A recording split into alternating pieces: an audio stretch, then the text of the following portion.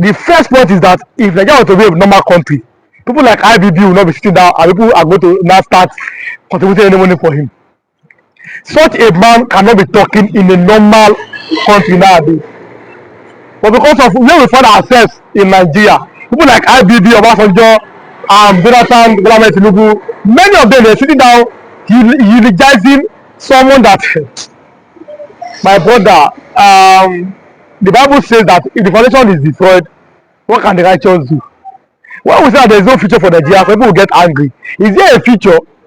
Yeah, the best and the most peaceful election ever was annulled due to what we don't know. And he now said that it was Abacha's people that are on the election. I said it yesterday. Now Abacha is dead. Who will speak for the dead? You see, that's a very big conundrum. Who is going to speak now for Abacha? We are in a country where people don't take responsibilities. In Nigeria, we like to deceive ourselves. Ordinarily, in a sane world, IBB should not be near where people will now come and will now sit down and people will now be eulogizing him. You should look at men at the table in Nigeria. The freest and first election ever. The election that will have built a nation going forward. Where they will not be rigged. Where people that can vote for their mind. Obviously, it was a Muslim ticket then.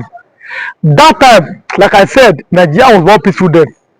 Nothing like Fulani S-men, no Boko Haram, no bandits, no Lakurawa. So Muslims to get them means that you are waiting for competence over tribe and religion. Kabila defeated Bashir Tofa in his hometown.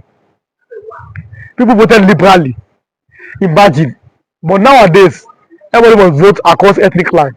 Even if that candidate is not a candidate, this man cannot do anything, but we must vote for him because it's from our side. So if you don't vote for a candidate, you are being seen as a bastard or as an outsider. For people like us who believe in Jonathan then believe in Peter Obi from Yoruba land, they are being seen as outsider because of the effect of that annulment of that election. That election should have stayed. The election should have been declared. But now look at where we find ourselves in this party of the country. So IBB, people celebrate IBB. So it is Yakubu Gowon is there. Yakubu Gowon fought a bloody civil war against the Igbo tribe, which he may be regretting. If you ask Yakubu Gowon now that as an elderly man, Baba, do you regret the alienation of the Igbo people? He might be regretting now. But now he sat out there with IBB. Now look at what's happening to his own people now. In his own town. Fulani S-men, they are finished plating people. He said that I conquered Biafra. Now Fulani S-men are not conquering his own people after fighting what he does. People like Yakubu Gowon now, they should not sit down. If they get to be a normal country, these people they should be facing justice. How children were being malnourished. We saw the videos in the eastern part of Nigeria, then all eastern region. So if you look at these things and then you ask yourself salient question: is this country going forward? Is there a hope? Is there a future for Nigeria? Look at your elders. Yakubu Gowon became president at 32 years. In Nigeria now, 30-year-old boy can only be shooting that experience. Can only be licking ref no. All those nonsense they are taking. Where have we gone to? So Yakubu IBB telling us MK won the election. It's like somebody telling me that my name is Riwa Olasukomi. Another name. So it's as simple as that. So let Nigerians, the youth, let them now wake up, tell themselves the truth. And don't forget, MK son said that Yoruba people killed his father. He said it. One of the sons that they betrayed his father. MK son said it. That it was Yoruba people because they were collecting appointment under the Abacha. That Yoruba people they betrayed. He said it that forget the Fulanis. Yoruba betrayed my father. That's what MK son said. You can imagine. That means like Yoruba people say, "Kokotoje for the for lower." That's simple as that. So when you look at other tribes that they are a problem, no. Your problem as a Nigerian most are internal problem. Look at each of them in Nnamdi Kanu. How many Eastern governors have agreed to be president so they can release Nnamdi Kanu. That means Nnamdi Kanu is being held by his own people.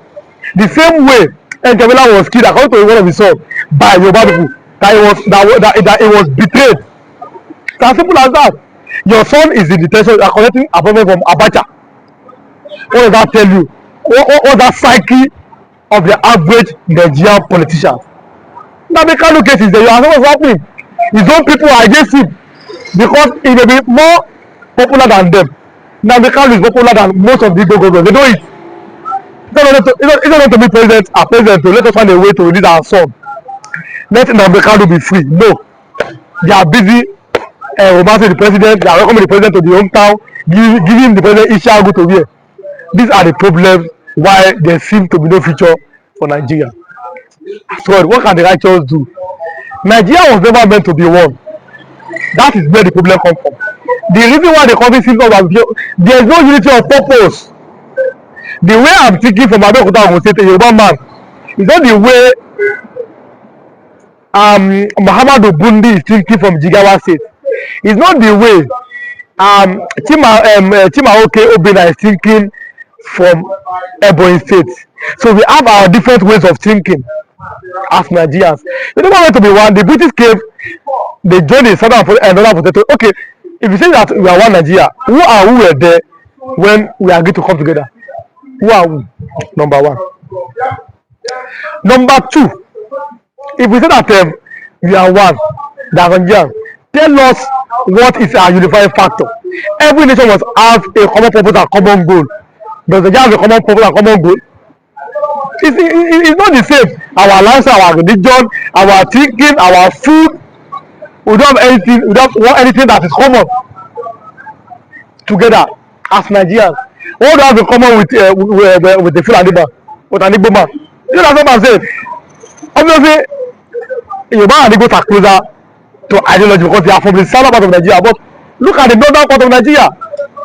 When Yoruba man, even though he's a poor man, his children must go to school. And Igbo man must go to school. The Igbo man, the children learn work. The Igbo man, the children go and learn trade. Somebody look at the north, giving children place for Albajiri. You are not. If you like pray to, you are not one now. You can't be. We have been saying this for how many years? We are not one because our thinking and reality does not match. The British came when they came to Igbo land. These are the Republicans. They no head. They only have these elders in their place. They have plan. When they came with the indirect rule, it failed woefully. They came to the west part in Yoruba land. Then Oyo Empire, 50-50. Partial failure because Yoruba had a unified like Oba, but that Oba does not have absolute power.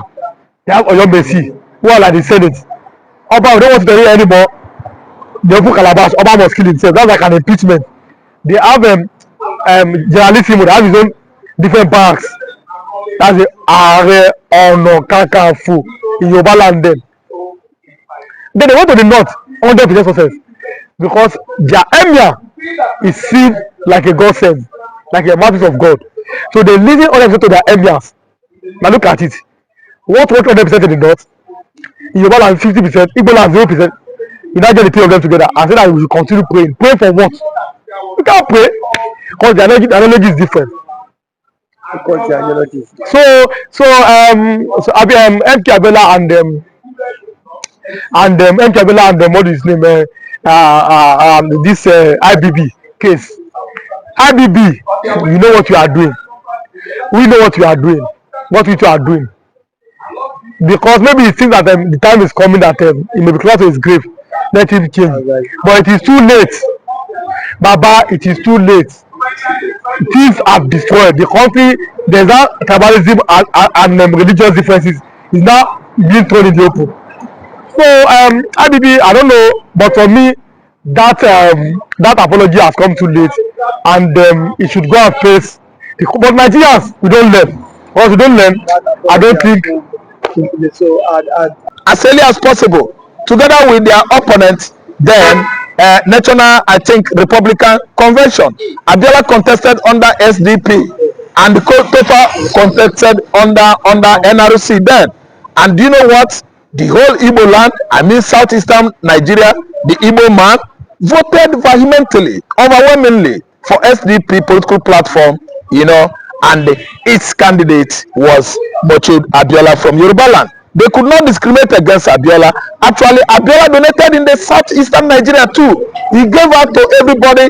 Abiola, if you ask me, was a highly detribalized Nigerian. Why? When Ernest Okonkwo, my uncle, died in 1990, the football commentator, the best golden voice Africa has ever had, Ernest Okonkwo, was the best commentator in Nigeria, the golden voice of Nigeria. When Uncle Ernest died in 1990, he did not have house. He was working at the FRCN, Federal Radio Corporation of Nigeria, until death, and we were rallying around on how to at least erect a building for Uncle Ernest Okonkwo. Abiola came to our house in 1991. I think October, when he was buried. Abiola donated 250,000 naira in 1990 for Ernest Okonkwo's building to be erected. What a great man. Abiola was not from my kinsmen. Abiola wasn't even a closer associate to all my clans, my village, and my kinsmen. And yet he gave us that kind of substantial amount. I'm trying to tell the whole world how influential, how generous, how altruistic Abiola was then. That was what actually made him to stand out, and he virtually beat Pache Tofa, a native of Kano, to stupidity. Bacha failed in his own town. Bacha failed in the northeast, northwest, mid-belt. Everybody turned their back on Bacha Tofa, who was living in London until that election was, conducted. Abiola virtually won the whole southwestern Nigeria, won the whole southeastern Nigeria to emerge the winner of June 12th election. Yet something happened. Something unexpected struck. Before the election could be announced, the then Nigerian head of state, Badamasi Ibrahim Babangida, actually went to the court and stopped the election from, being announced or unveiled. But not that it is Abacha that stopped the election. IBB is supposed to be in jail. Wait, I'm coming. Make I reach where I dey go before you stop me, as fella said. Make I reach where I dey go. Do you know what happened? Humphrey was the then a professor of political science, the chairman and the president of National Electoral Commission of 1990, could not take heed to instruction from the Commander-in-Chief of the Armed Forces, Babangida, head of state, President Babangida. Humphrey was went straight and announced the election that the winner was Mochud Kachamowo Abiola, that he won the election. Zeribe went to the court, floated a platform, ABN, that ABN has stopped the elections announcement. Humphrey Wosu went ahead boldly, unperturbed, announced election, winning. The winner was Mochud MKO Abiola. He won the election outrightly, yet the military clique then, led by General Ibrahim Babangida, could not allow Abiola to take over the seat of authority in Nigeria.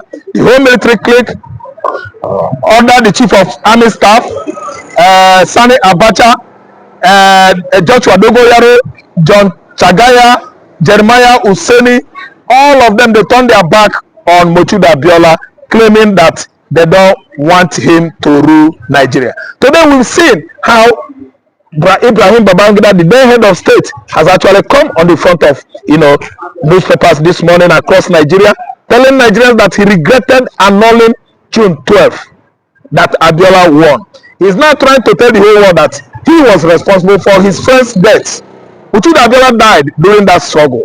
And you can see how Babangida came out to apologize to all Nigerians this early morning that he regrets annulling June 12th election. Ask me why, and how do you think Nigerians could forgive this kind of man?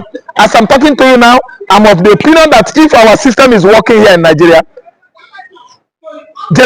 retired General Ibrahim Babangida is supposed to be cooling off at Oko prison, Guzo prison, Gachua prison, Krikri maximum prison, or Abakaleke prison.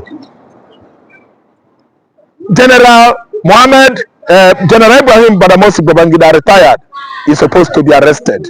If you ask me, that is my opinion, and they should take him to prison. What am I saying? In advanced society like America, if you commit any crime, it can take America 50 years. You might run out of United States, abscond into Mexico, Brazil, or even in Japan.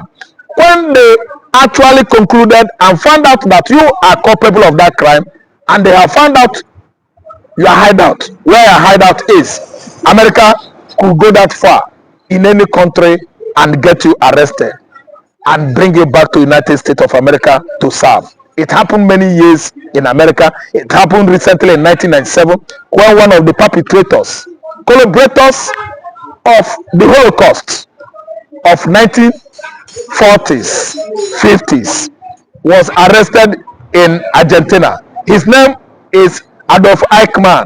He was arrested to serve. He surrendered himself in Southern America and actually told them to fly him to the land of Israel, that if they get him, executed or, sentenced to death, that they should cremate his body and sprinkle his ashes all over the river in Israel, and actually did what the man desired. Now there's a breaking news from the United States of America. Now they're about to release the names of the sponsors of the Boko Haram To the world. to the world, and their attention is some part of Nigeria, that is not where some names may be mentioned, because Donald Trump is a fearless leader. He has said, I will expose the evil people all over the world, I will expose the drug dealers, I will expose sponsors of terrorists all across the world. Even yesterday, Donald Trump said that they are going to carry out precision military strikes all over terrorists in Africa. Yes. Now, there's fear in the north. Why are they afraid that they don't want to release the name of sponsors of They are the sponsors of Boko Haram insurgents. Sponsorship of Boko Haram insurgents might, at least bring in Obama regime to play. But actually, originally, in the reminiscence, it was the northern elites that started banditry, Boko Haram, headers terrorism, Lakarua and ISWAP. ISWAP was just invited the other day.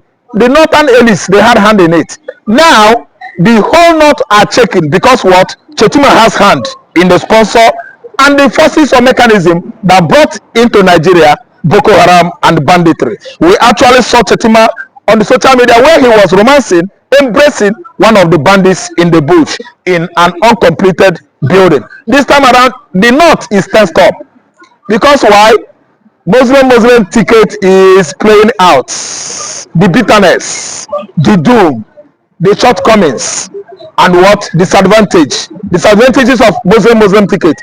Your vice president is going to be indicted. That's why everybody is afraid.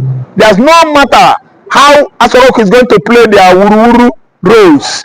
The name of every Dikanali, every Garba, every Ibrahim, every Idris that have taken part on sponsorship of Boko Haram, America is going to print all of them out on social media for the United Nations to see them, for the EU actually to know who are sponsoring insurgency. Boko Haram that has killed over how many thousands of Nigerians over the years. I'm telling you that ICC is waiting for some persons from the extraction of the north. Repentant Boko Haram, Sheikh Gumi, Lakurawa, and bandits. Even if their sponsors are exposed, what is it that Donald Trump might now do? Is it visa ban? Is it arrest? Or is it to carry out precision strikes on the terrorists? What do you think you will do? The terrorists fortress, the terrorists axis, the terrorist hideouts should be struck this time around by American military or through American military operation in Africa. Even in Somalia, if it is in Burundi, anywhere in the world, they are going to strike the hideout of ISIS, the hideout of Al Qaeda, Boko Haram, and the rest of terrorism group, their hideout in Nigeria. If Nigeria is indicted, not if Nigeria is indicted, the sponsors of Boko Haram insurgency, bandits, the headers, and other terror group in Nigeria, their hideouts are in the north, southern Kaduna, northern Kaduna, Zamfara State, Katsina, everywhere in Borno State, along the lower axis of Lake Chad, they are all hideout of ISIS, Al Qaeda, and Boko Haram insurgents. So America should embark on their military operation against the hideout of terrorists across African continent. Somalia is not left out. You could see immediately the reminiscence, the comments of Trump administration struck Somalia was their what utmost port of call, their utmost where place of interest, and